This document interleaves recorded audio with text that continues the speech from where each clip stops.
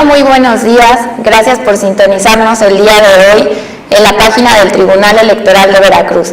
Agradecemos su presencia y bueno, mi nombre es Mariana Portilla Romero y él es mi compañero y amigo Carlos Alberto Macario. El día de hoy nos toca continuar con un ciclo de conferencias. Bueno, más que conferencias, es una charla entre amigos, entre compañeros, para poder continuar y culminar este ciclo. A nosotros nos corresponde el segundo tema, que es el de sistemas electorales, básicamente abordado a lo que es el sistema electoral mexicano, en el cual pues nos gustaría hacer la estructura va a ser muy relajada, nos gustaría más que nada enfocarlo en lo que son ciertas definiciones de algunos autores, el tipo de sistemas que tenemos, las funciones y bueno, al final queremos hacer unas breves conclusiones del tema y asimismo aterrizarlo a lo que es la normativa aplicable para nosotros los juzgadores y que ustedes la toman en cuenta. La finalidad de estas pláticas, como dijimos, es algo muy relajado, ustedes siéntanse con la libertad de mandarnos sus comentarios, preguntas, vamos a tratar de contestárselas en cualquier momento que tengamos posible. Y bueno, sin afán de aburrirlos o hacer este preámbulo más grande, vamos a comenzar con las definiciones que les había comentado.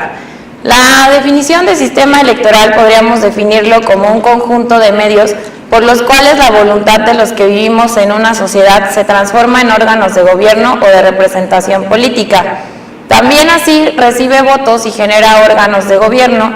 En este mismo sentido es una estructura en donde por medio de ella nosotros los ciudadanos elegimos a nuestros representantes. Otra de las definiciones, las cuales yo considero importante, es que podríamos definirlo como el conjunto de dispositivos y normas que regulan las elecciones de un país, cuyo propósito es definir las reglas mediante las cuales los electores pueden expresar su voto a favor de determinados partidos o candidatos, así como elegir los métodos válidos para competir estos votos en cargos de representación popular, parlamentarios o ejecutivos. Básicamente encierran tres componentes: un sistema de distritación, la cual más adelante les voy a mencionar en dónde se encuentra legislado, una fórmula electoral, que esta la vamos a ver relacionado con los tipos de sistemas que hay, y un método de votación. Es importante señalar una definición que a mí me agrada mucho y que se me hace muy concreta del politólogo alemán Dieter Nolen, el cual tiene diversas publicaciones acerca de lo que es la materia electoral y bueno, él nos refiere que los sistemas electorales lo señala como el principio de representación que subyace al procedimiento técnico de elección y al procedimiento mismo por medio del cual los electores expresan su voluntad política en votos que a su vez se convierten en escaños o poder público. Entonces, una vez dicho esto, tenemos como esas definiciones que podríamos contemplar para cualquier otro tipo de trabajo y asimismo poder ya continuar con lo que son las funciones de los sistemas electorales, en las cuales me gustaría mencionar y enlistar en las que siguen en la siguiente diapositiva. ¿Quiénes podemos votar? ¿Quiénes pueden ser votados? Así como de cuántos votos dispone cada elector, definen las secciones electorales, también regulan sobre quiénes serán los encargados de realizar los comicios, cómo debe emitirse y contarse los votos, quién gana la elección, quiénes y cómo resuelven los conflictos que arrojen la jornada electoral. Entonces, bueno, pues retomando lo anterior, tenemos como definición, para mí se me hace que un sistema electoral es lo que abarca un todo, desde los votantes, el número de votos que se le otorga a cada uno de los ciudadanos que pueden votar, los partidos políticos, que más adelante va a ser uno de los temas a abordar dentro de este ciclo de conferencias, las fórmulas de cómo se van a adoptar estos votos, el número de escaños o curules que se van a dar a cada una de las cámaras y las cuales vamos a ver en breve. ¿Me podrían regresar a la diapositiva? Los tipos de sistemas electorales lo vamos a dividir en lo que son los sistemas de mayoría, que generalmente se aplica en los distritos de carácter uninominal. Esto es que tiene su aplicación en las zonas o regiones en que se divide un país para elegir a un solo representante popular por mayoría en cada una de ellas, en donde cada elector tiene derecho a un voto y el candidato que logre mayor votación durante la jornada electoral es el que gana, incluso si no obtiene la mayoría absoluta. Esto se refiere al sistema de mayoría relativa. Las cualidades que encontramos en los sistemas de mayoría salen a relucir cuando se trata de elegir a órganos personales, como lo son los poderes ejecutivo. En las elecciones para presidente o gobernadores, el sistema de mayoría absoluta se le atribuye la cualidad de dotar al Ejecutivo de un claro mandato mayoritario del electorado, ya que el ganador de la contienda cuenta con el apoyo de más de la mitad de los electores. Entonces tenemos que ese es el primer tipo de sistema electoral que vamos a definir para así poder pasar al siguiente, que es el de representación proporcional. El de representación proporcional es usado de manera genérica y se aplica a todos los sistemas que buscan igualar el porcentaje de votos que alcanza un partido con el de representantes en los órganos legislativos y de gobierno. Este sistema se guía por el principio de equilibrio o proporcionalidad. Esta idea sostiene que en el ejercicio del poder público deben participar tanto las mayorías, como lo establece el sistema mayoritario, como las minorías políticas. Se puede decir que ha sido el contrincante tradicional al sistema de mayoría, ya que intenta resolver el problema sobre la sobrerepresentación, asignando a cada partido tantos representantes como correspondan a la proporción de su fuerza electoral.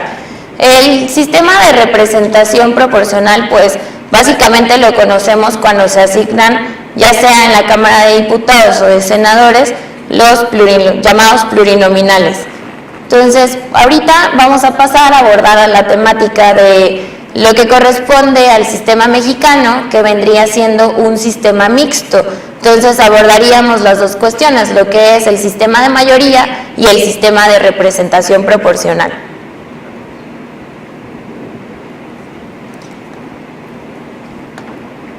El sistema mixto, los sistemas mixtos tratan de aprovechar las ventajas y aminorar las desventajas de cada uno de ellos. Se trata de combinar las bondades de cada uno de ellos. Se derivan del sistema mayoritario, como ya lo había referido, mantienen firmes los rasgos principales, pero tienden a permitir en cierta medida una representación a la minoría. Por lo general se basan en una estructura de mayoría simple en distritos uninominales, complementándose por diputaciones adicionales distribuidas por el sistema de representación proporcional. Este sistema electoral mixto está consagrado en los artículos 52 y 56 constitucionales. En el primero se establece que la elección de diputados se llevará a cabo a través del principio de mayoría relativa y de representación proporcional.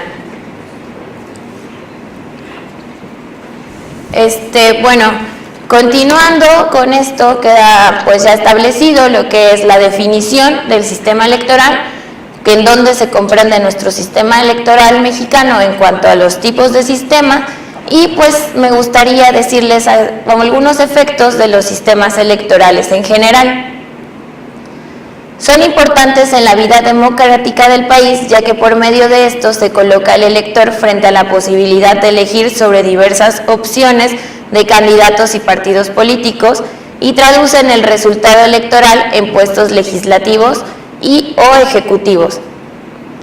Y a manera de unas breves conclusiones, pues me gustaría señalar que los sistemas electorales influyen en la polarización del electorado y de los partidos, en la estructura interna de los partidos, en su relación con el electorado, en cómo se representan los intereses de los diferentes segmentos de la sociedad, en el tipo de competencia política que se establece, en el comportamiento político del electorado.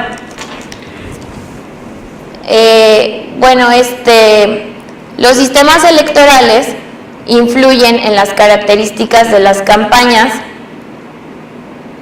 en la legitimidad del sistema político, en su capacidad para generar bienestar a la población, En la mayoría de las democracias los sistemas electorales se han vuelto extremadamente costosos y alientan distintos grados de deshonestidad y corrupción, que es lo que se está tratando de aminorar con ciertos tipos de reformas que se han hecho a lo largo de este tiempo, y que nosotros como juzgadores pues somos los encargados básicamente de hacer estas mejoras.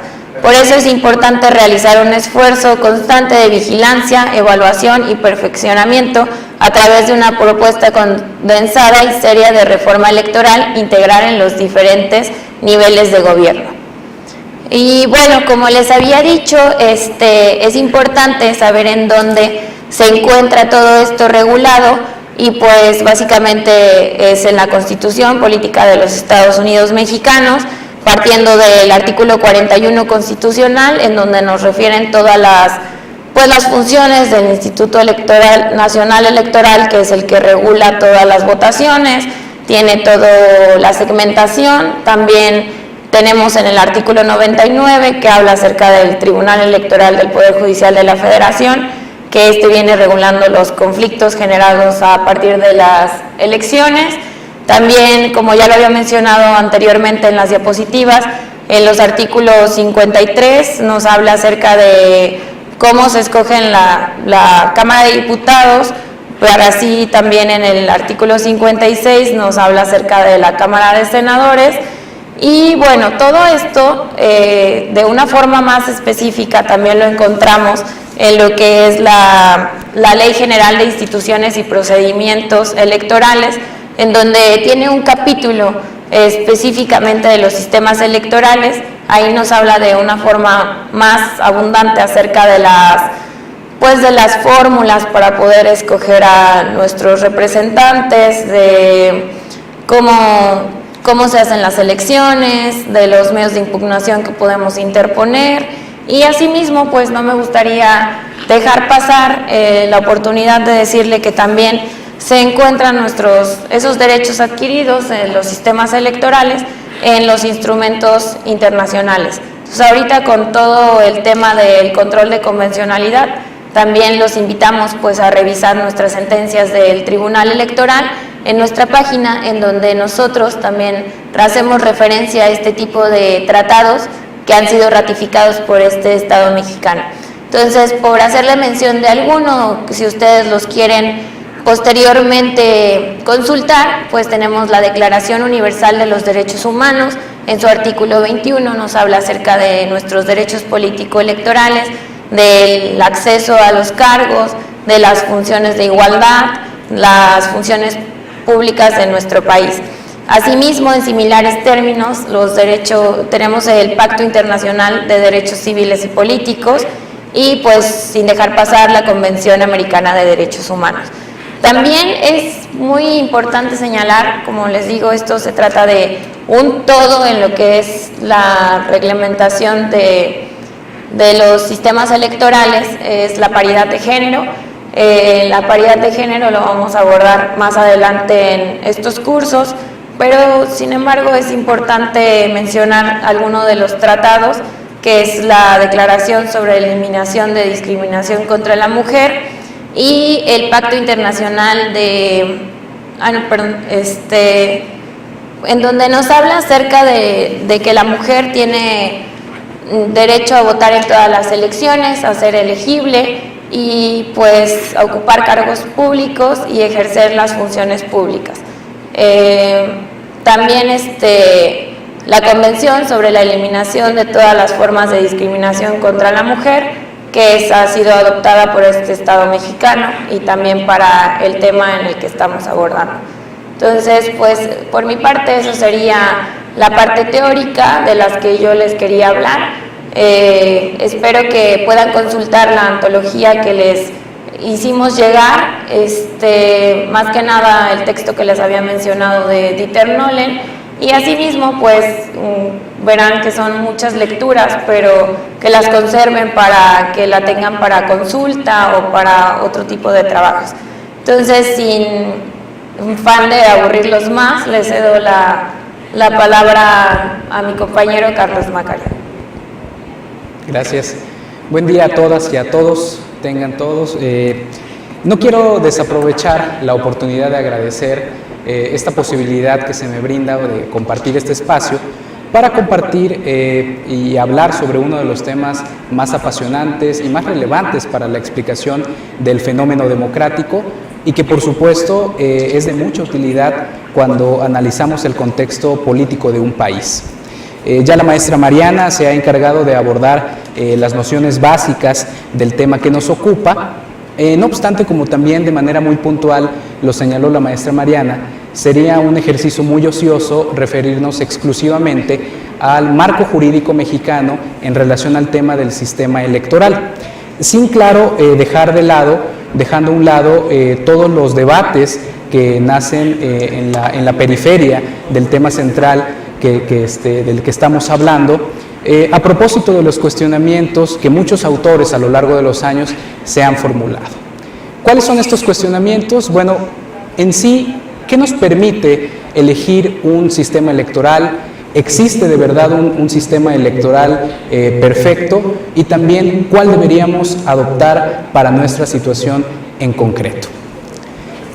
Quiero referirme especialmente al profesor italiano Giovanni Sartori, que en la última parte de su obra, pues él admite que en relación con estos cuestionamientos, él cree que el sistema electoral de segunda vuelta electoral, pues es el sistema que mejor se puede adecuarse al desarrollo democrático de un país.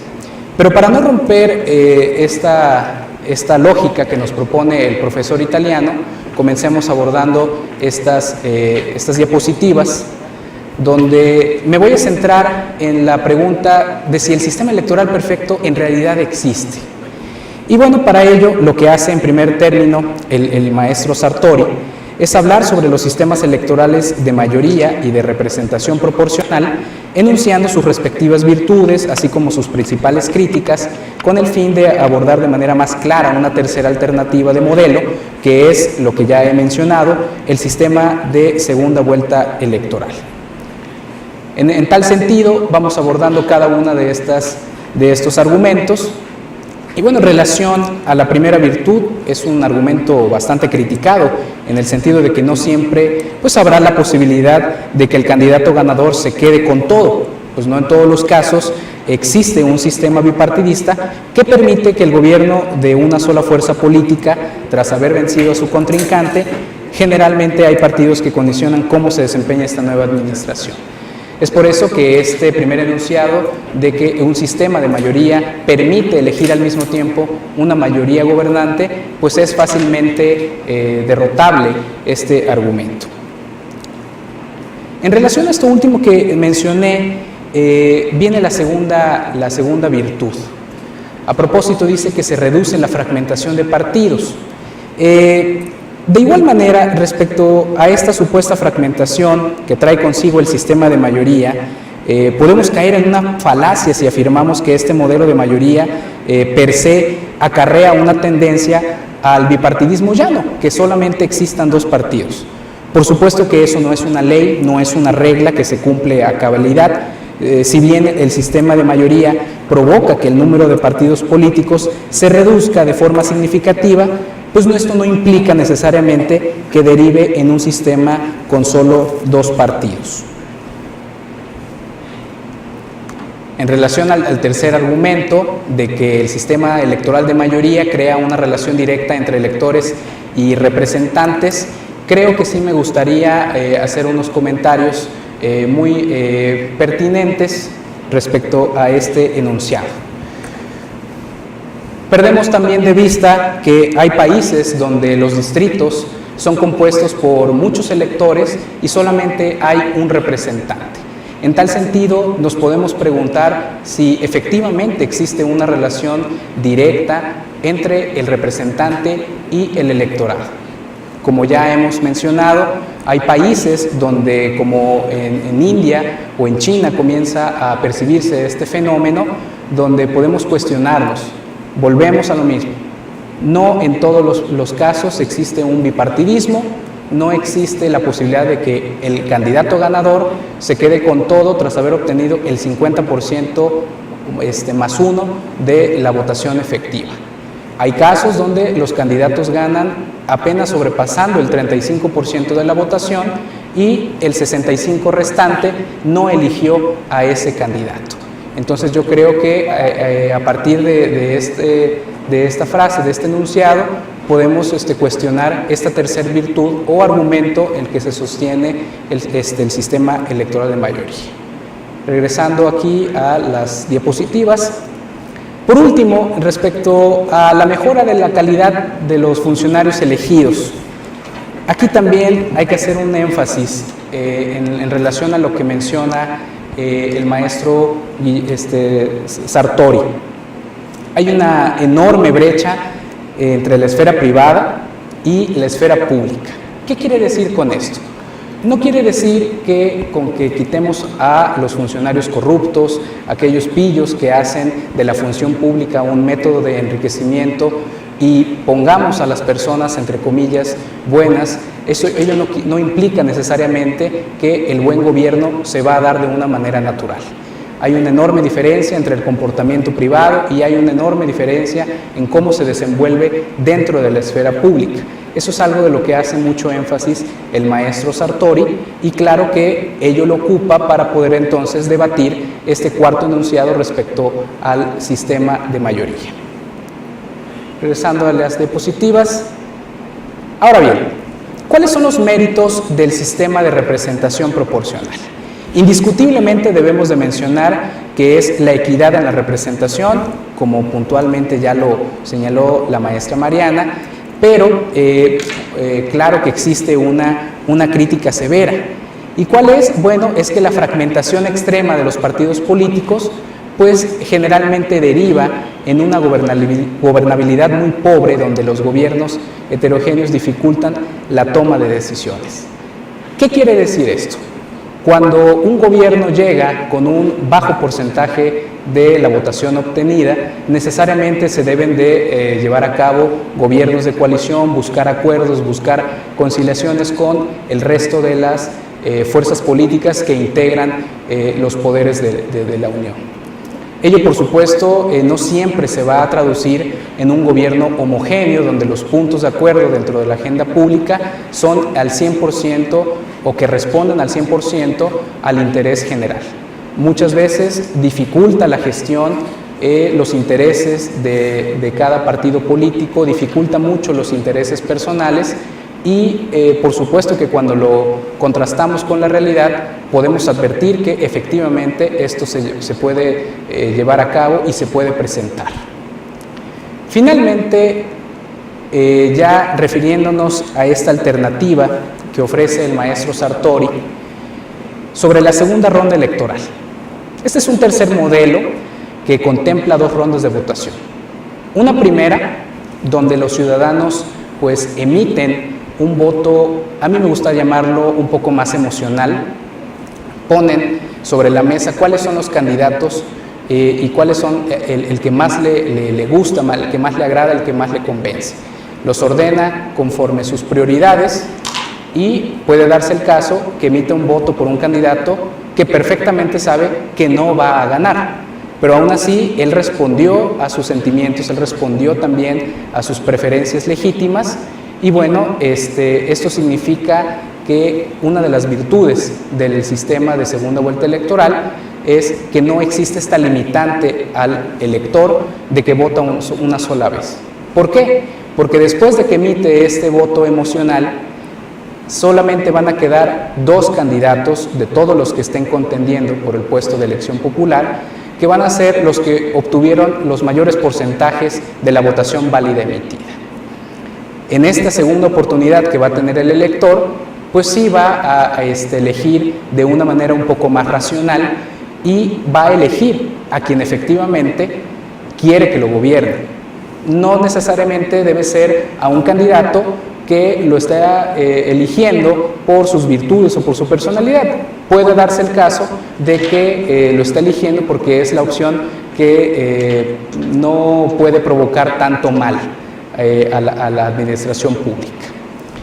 Regresando también a esta anotaciones que estamos haciendo sobre los propósitos de la segunda vuelta electoral, Eso sí hay que hacer mucho énfasis. Uno de los propósitos es que se hace un sacrificio respecto a la representatividad por la gobernabilidad. En segundo lugar, propicia gobiernos legítimos y con suficiente respaldo ciudadano para la toma de decisiones.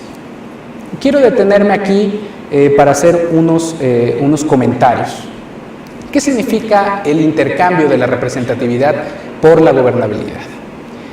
Hay que hacer este paréntesis. En el modelo de segunda vuelta electoral, en esta primera ronda no se permite que los partidos políticos lleguen mediante una coalición.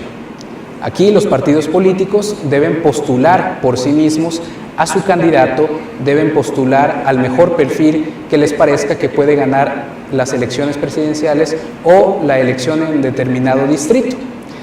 Poco a poco y de manera gradual, entonces estamos dejando a un lado los partidos políticos pequeños para darle protagonismo únicamente a 2 o máximo 3 fuerzas políticas que siempre van a estar presentes en la segunda ronda de votación. Esto trae consigo, por supuesto, una mayor legitimidad al interior de los partidos políticos, porque con este sistema tenemos la certeza de que hay una serie de procesos democráticos, innegablemente, que permiten saber que los mejores perfiles están contendiendo. Posiblemente no ganen, no pasen a la segunda ronda, pero tenemos la certeza de que están haciendo un esfuerzo muy grande para poder presentar los mejores candidatos. Ahora bien, respecto a la legitimidad, que es un elemento muy importante, cuando en la segunda vuelta electoral un candidato se hace de la mayoría absoluta, es decir, ya solamente quedan 2 candidatos, va a ganar el que obtenga la mayoría absoluta, que es la mitad de los votos más 1. Esto le va a permitir, por supuesto, tener una posibilidad muy grande de llevar a cabo su plan de gobierno, va a tener la facilidad también de llegar a acuerdos con la oposición, porque va a tener el respaldo de los ciudadanos, va a tener algo que es vital al momento de hablar de las cuestiones políticas, que es precisamente el tema de la legitimidad.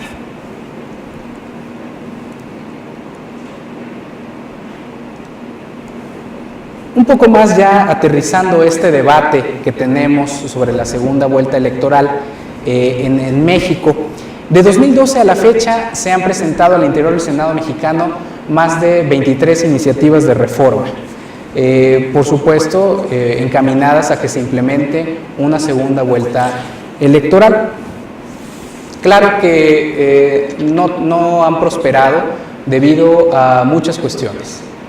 En primer lugar, a mí me gustaría poner que falta una argumentación en este tipo de iniciativas que perfectamente pueden consultar, porque aunque algunas están dirigidas a que se implemente la segunda vuelta electoral en las elecciones presidenciales, pues hay muy poca información sobre cuáles van a ser las fechas establecidas para llevar a cabo ambas jornadas electorales, cuáles van a ser las condiciones que va a disponer la autoridad administrativa al momento del registro de los candidatos, también cuál va a ser ese periodo de campaña entre ambas jornadas electorales, de dónde va a salir la lana para poder llevar a cabo todo este proceso operativo. Aunque no dudo de que son iniciativas muy bien intencionadas, sí carecen de una argumentación completa, comprensible y sobre todo que pueda ser explicada de manera sencilla para aquellos que no son expertos o manejan un lenguaje técnico como la mayoría de los ciudadanos no lo poseen. Asimismo, la carga de trabajo es otra de las cosas que se le imputan a estas iniciativas, la carga de trabajo que tendría el Tribunal Electoral del Poder Judicial de la Federación en caso de que se implemente una segunda vuelta electoral. ¿Por qué? Porque todos los medios de impugnación, todas las inconformidades tendrían que estar listas en un periodo, o más bien tendrían que estar resueltas en un periodo muy corto que comprende entre la culminación de la primera ronda y el inicio de la segunda jornada electoral, donde se van a concentrar los 2 candidatos que obtuvieron el mayor porcentaje de votos. De manera también muy especial quiero referirme a que una de las principales motivaciones de la implementación o el propósito de querer implementar la segunda vuelta electoral aquí en México ha sido el bajo porcentaje con que han llegado los presidentes de la República en los últimos 4 sexenios. Por supuesto, la excepción es el proceso electoral pasado, donde hubo una abrumadora mayoría que votó por el presidente Andrés Manuel López Obrador, con un poco más del 52% de los votos válidos emitidos. Pero si en retrospectiva nosotros podemos mencionar, por ejemplo, que el presidente Vicente Fox llegó a la silla presidencial con apenas el 42.56% de la votación total, el presidente Felipe Calderón llegó a la silla con 35.91% y el presidente Enrique Peña Nieto llegó con 38.1% de la votación. Esto se tradujo, por supuesto, si nosotros rememoramos esos acontecimientos, en una baja legitimidad, en una baja popularidad que impactó de lleno en el quehacer de los presidentes que acabo de mencionar. Esa es otra de las cuestiones que puntualmente también señala César Astudillo en su reciente libro de este año, donde retoma este debate de la segunda vuelta electoral aquí en México y cuáles serían sus implicaciones. Él ocupa de argumento principal esta falta de legitimidad con que han contado los últimos presidentes de la República. Yo quiero, ya casi para entrar a las conclusiones, que soy un convencido de que esta implementación posible de la segunda vuelta electoral sí responde a una legítima preocupación de que no debemos de esperar a que haya un proceso electoral para ocuparnos del perfeccionamiento de nuestra democracia, de cómo podemos hacer gobiernos eficientes, cuya motivación principal sea el respaldo ciudadano que obtengan. Todos estos comentarios que hemos realizado no son otra cosa más que una introducción a nuestro deseo de que haya una investigación más exhaustiva, más profunda de los temas que acabamos de mencionar sobre los sistemas electorales, cuáles son los debates que yacen aquí en el Estado mexicano y bueno, creo que eso es algo muy importante, máxime en la coyuntura política en la que nos encontramos. En ese sentido, no sé si deseas agregar otra cosa, maestra Mariana. Pues no, sin duda, como tú lo has mencionado, realmente es un tema que da para mucho, desde la implementación de nuestra jornada electoral, cómo se desarrolla el proceso electoral en sí, las impugnaciones, el tema muy importante que nos has dicho sobre la segunda vuelta electoral. Todo esto es un conjunto de datos y temas tan impactantes que nos gustaría que se sigan haciendo este tipo de charlas y que así se comience un debate de cada uno de estos temas, que exista la participación para después poderlo aterrizarlo en una posible reforma constitucional y así implementar las mejoras que pues todos deseamos para que erradicar la corrupción con la que a veces se vive hoy en día. Yo quiero agradecerte el día de hoy por acompañarme aquí en este foro, esta charla que habíamos dicho.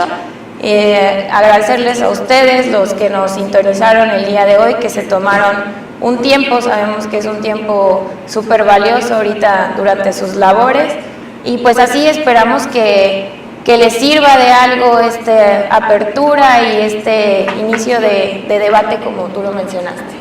Así es, discernir es un privilegio, entonces esperamos que por favor envíen sus comentarios, esperamos que también nos hagan llegar cualquier sugerencia y también cualquier duda respecto a la bibliografía recomendada, que no se limita por supuesto a esos textos. Por favor, siempre estaremos en la disponibilidad total de atenderlas puntual y eficientemente. Gracias.